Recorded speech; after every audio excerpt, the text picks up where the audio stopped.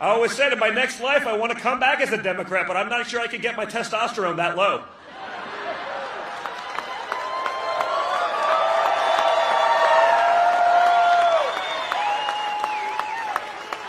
Guys, we got to call balls and strikes here, okay?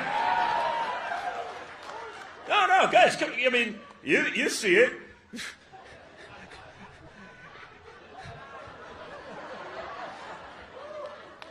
I identify as just a really aggressive female, okay, guys? That's it. That way I'm covered. They can't cancel me. But no, they can. They'll cancel you anyway. Because you can never be woke enough today. Okay, so the nice thing about Alaska was I had no cell reception, no Wi-Fi, no nothing for a week with my son. So it was just great father-son time. I get back. I saw 2 articles, the first 2 articles that popped up. The Cleveland Indians, after 107 years, are changing their name. That was the first.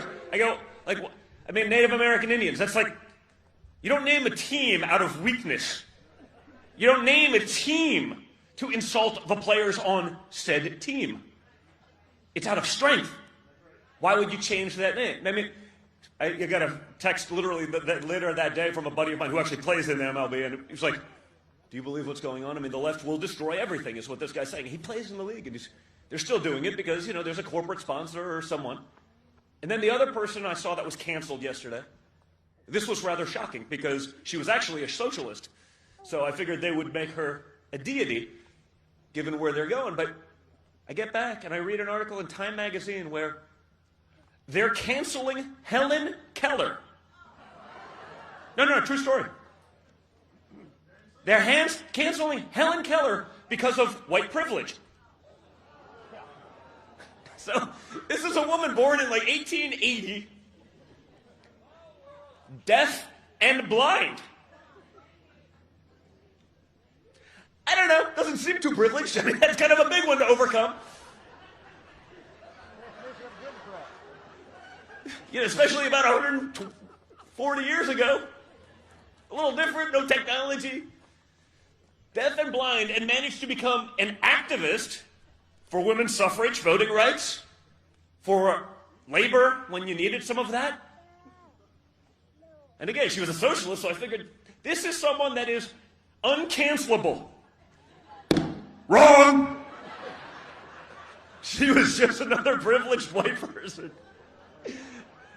So we're laughing, guys, but they're serious.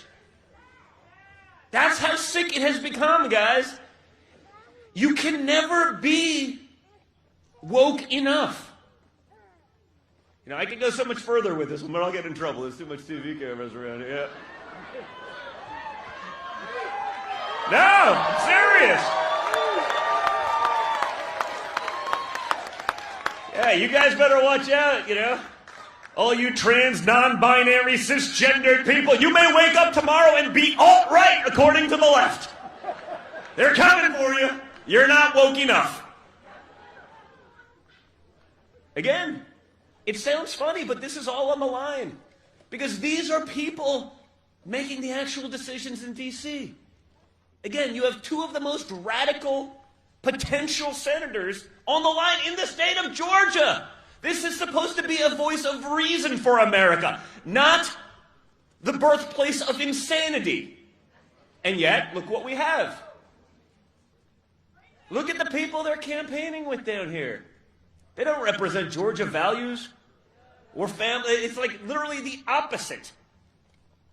Anything that you hold near and dear, they are looking to destroy. We have to, no, but one of the things we got to do, we have to be involved. We have to be engaged. The Republican Party has done a lousy job of that for the last half a century. No one has fought. No one's taking those risks. They're afraid someone's going to write a mean article about them. Yeah, you know what? Guess what? If someone who hates my guts, hates my values, hates my freedom, hates my politics, writes an article about me, to me, that's a badge of honor. I'm like, please, more of this. Yeah, I do that. You know, some of my friends, as I've gotten sort of more involved in politics, guys, even, you know, that I know they're, you know, in political communications, they're like, Don, I got 7 calls from a reporter. They can't believe You didn't even comment about the article about that. Like, they're like, I don't take it personally when it's from some jackass that doesn't believe anything. Like, it literally doesn't bother me at all. I'm like, great. Please, someone called me a savage a few weeks ago. I was like, thank you. I don't think they meant it the way I took it, but I was like, that's the greatest compliment ever. So guys, that's what's on the line. Everything you hold near and dear. That should be enough to motivate you. All right? Now, when I hear people, or conservatives say, well, it's a bad system, we should just sit it out. Oh yeah, that'll teach them, guys. That's like Nancy Pelosi and Chuck Schumer's dream. They want you to be demoralized. They want you to be discouraged. They want you to sit it out. They would love that. They've been trying to do that for 50 years. Why do you think cancel culture only goes one way? It is a war of attrition. That's what they're hoping. So when I hear conservatives say, oh, we're going to sit it out because we don't like it, guess what? Fight because you don't like it. Fight harder because you know the deck is stacked a little bit more against you. You don't sit it out. It's that turn the other cheek mentality. That's why conservatives are where we are today. Had it not been for Donald Trump, they would have never woken up. That's why it's so awesome when Senator Perdue, right? When Senator Perdue is one of the first senators to come out in favor of Donald Trump because he gets it. And he's going to fight for Trump. And more importantly, he's going to fight for the legacy going forward because all of that's on the line.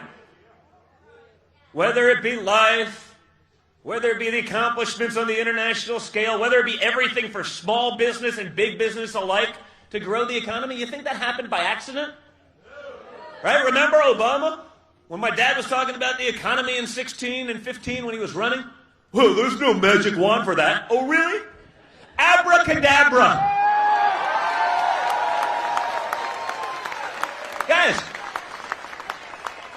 yeah, there is a magic wand for that. You just didn't have it, Barack. No, but again, to what we're talking about, it's not Barack Obama's fault that he couldn't do anything with the economy. It's not his fault.